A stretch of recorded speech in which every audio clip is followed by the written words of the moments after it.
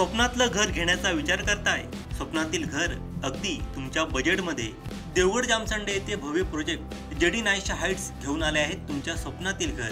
1 BHK 2 BHK flats, shops सर्व सुविधांयुक्त।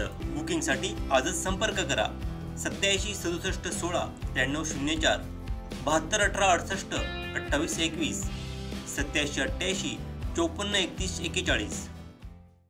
कुणकेश्वर इथे राहणारे पुंडलिक नाणेरकर यांच्या निवासस्थानी साकारलेला श्रीकृष्ण गोवर्धन देखाव्यांच्या माध्यमातून निसर्गाच्या संवर्धनाचा संदेश देण्यात आला आहे।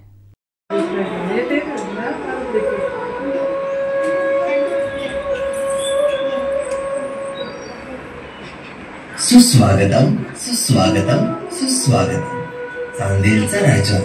चांदेलच्या राजाच्या वतीने सर्व गणेश भक्तांचे हार्दिक स्वागत। कथा ही गोवर्धन पर्वताची, श्रीकृष्ण आणि इंद्रदेवाची। एक दिवस वृंदावन मध्ये पाण्याचा अकाळ पडतो, नद्या नाले सुकून जातात। पाऊस यावा म्हणून इंद्रदेवाला प्रसन्न करण्यासाठी सगळे वृंदावनवासी एकत्र येतात आणि पूजेची सुरुवात करतात। यज्ञ केला जातो।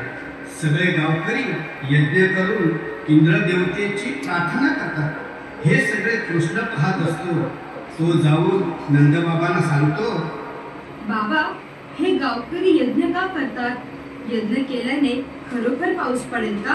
कृष्णा, होय, यज्ञ केल्याने इंद्रदेव प्रसन्न होईल आणि तो पाऊस पडेल। त्यामुळे नद्या नाले भरून जातील, शेत डोळू लागतील।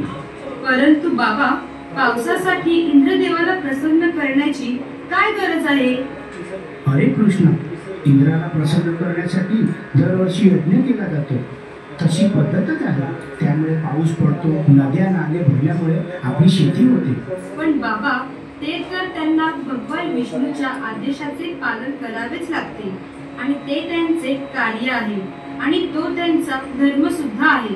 कृष्णा, तुला समजत नाही बाळा। बाबा, मी तुम्हाला समजावू पाहतो, पण तुम्ही समजूनच घेत नाही।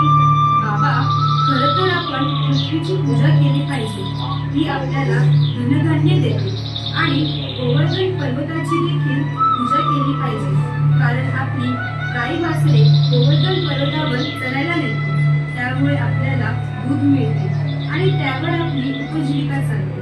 आपल्याला जगण्यासाठी ज्या गोष्टींची गरज असते त्या सर्व गोष्टी आपल्याला गोवर्धन पर्वतामुळे मिळतात। नंदबाबा, कृष्ण बरोबर बोलतो। आपल्याला पावसासाठी वेगळं यज्ञ करायची गरज नाही। आपण सर्वांनी गोवर्धन पर्वताची पूजा केली पाहिजे।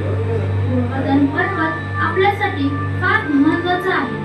पर्वतावर आपल्या गायी चालतात, त्यामुळे आपल्याला दूध मिळते। पर्वताच्या पाण्यामुळे आपली शेती होते, आपल्याला प्यायला पाणी मिळते। गावकऱ्यांनो, आता तुम्ही सांगा, हे सगळं इंद्रदेव देतो का? नाही ना, हे सगळं गोवर्धन पर्वत देतो, म्हणून आपण पर्वताची पूजा केली पाहिजे। कृष्णाचं म्हणणं गावकऱ्याला पटतं। सगळे गावकरी गोवर्धन पर्वताची पूजा करतात व त्याचा जय जयकार करतात। ही बातमी इंद्राला कळते। इंद्र म्हणतो,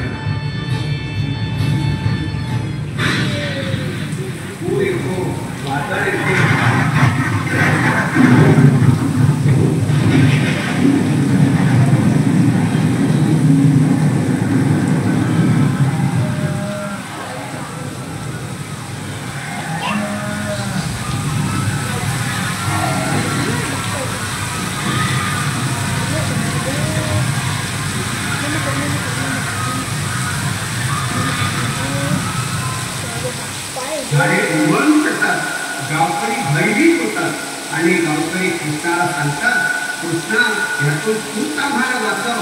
कृष्णा म्हणतो, तुम्ही काही काळजी करू नका, इंद्र आपले काही करू शकत नाही।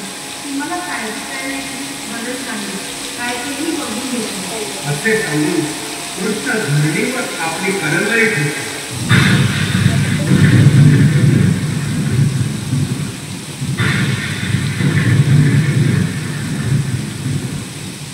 तेवढ्या धरणी भक्ती आणि कृष्ण त्या उडी मारतो. गावकऱ्यांना वाटते धरणी मातेने कृष्णाला गिळले.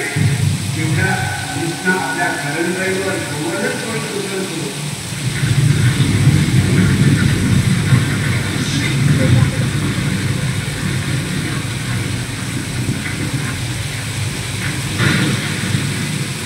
व सगळे गावकरी गाई मात्रे पर्वताखाली आश्रय घेतात.